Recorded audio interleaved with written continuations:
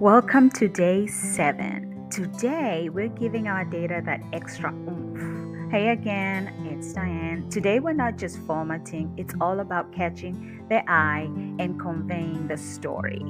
Have you ever wanted certain data to jump out? Enter conditional formatting. It allows cells to shine based on their content, but that's just the tip of the iceberg. You can even format your data as tables, making it organized and stylish. Cell styles, borders, they're not just pretty touches, they're tools to make your data more discernible and user friendly.